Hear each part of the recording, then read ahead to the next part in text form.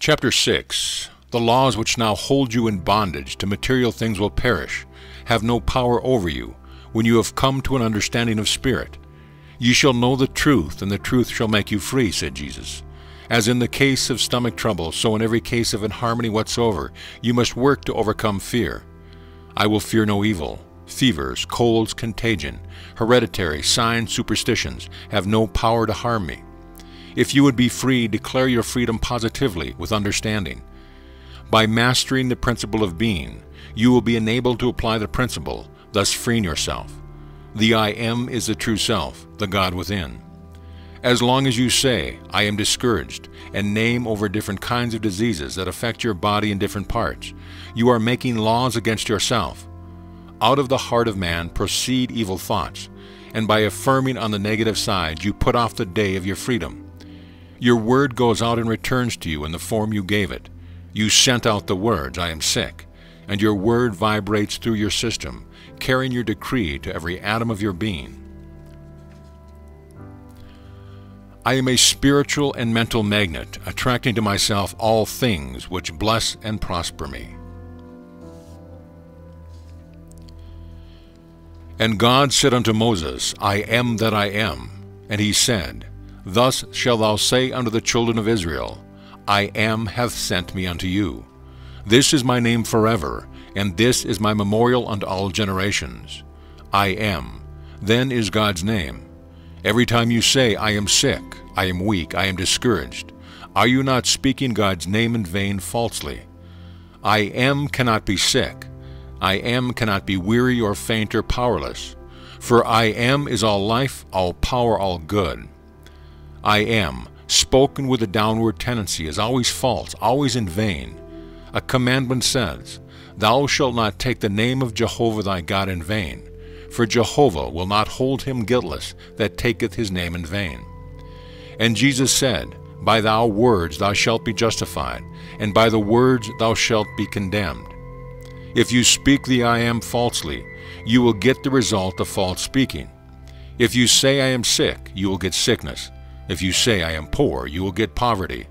For the law is, Whatsoever a man soweth, that shall he also reap. I am, spoken upward, toward the good, the true, is sure to outpicture invisible good in success and happiness. Does all this sound foolish to you? Do you doubt that such power goes with the speaking of God's name? If so, just go alone, close your eyes, and in the depth of your own soul, say over and over the name I am. Soon you will find your whole being filled with a sense of power that you never had before. Power to overcome, power to accomplish, power to do all things. Timothy said, Let everyone that nameth the name of the Lord depart from unrighteousness. Let everyone who speaks the I am keep it separated from iniquity, or from false speaking. Let it be spoken always upward, never downward.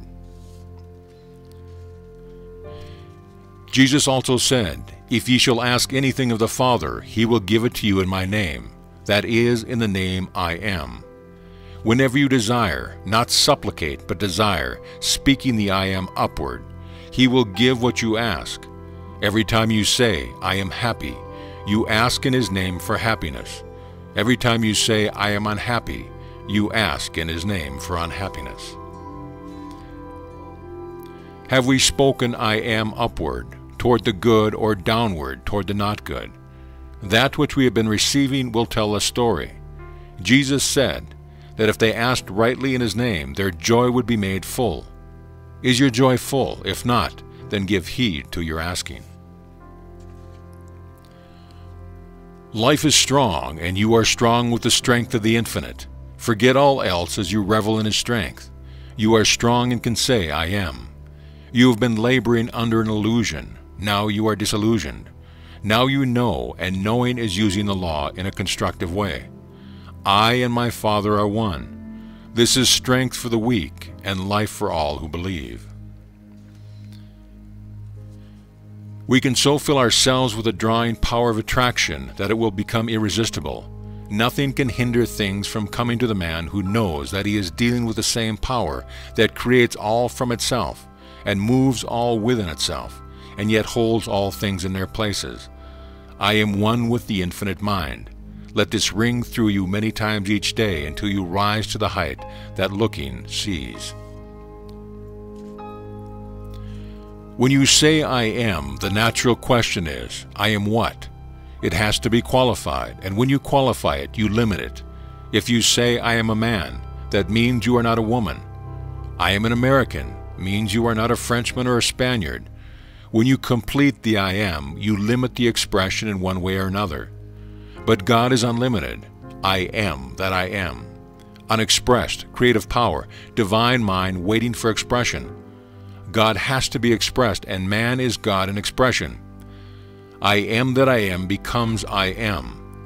Therefore Moses is told, Thus shalt thou say unto the children of Israel, I am hath sent me unto you. Man is one with God, the self-livingness of God, and thus he has the power to attach the I am to all the attributes of God: freedom, joy, health, success, and abundance. Always, I am connects you with divine power, because you are the I am, of the I am that I am. I am is the word of power. It is the presence of God in you. It ensures that you can go direct to God, that you do not need any intermediary. All through history, back to the days of Babylon and Egypt, people have been led to believe that they needed an intermediary to approach God, and the Pharisees and the priesthood of Jesus' time tried to do the same thing. However, Moses was instructed to tell the people that God dwells among his people, that the word of power is in their mouths and hearts. I am. That does not mean that someone else cannot pray for you or give you spiritual help. It means that you can and should go to God directly. Every time you say I am, you are using the power of God to bring certain things into your life. And what you bring will depend upon how you use the I am and what you attach to it. Finally, to press home the point that he was not referring to Jesus the man, but to the cosmic Christ, he said to them, If ye believe not that I am he, ye shall die in your sins. Here we have one of those words in the Bible which are printed in italics. This occurs whenever a word was missing in the original manuscript, and the translators put it in italics to show that the word was supplied by them. However, in this case, the word he was not in the original. The translators erroneously inserted it, thinking it was necessary grammatically to complete the sentence. But Jesus is not speaking about himself. He is saying that unless a person believes in the I am, the indwelling Christ in every man, he has misunderstood his relationship to God, and he will die without knowledge of the word of power. End of chapter.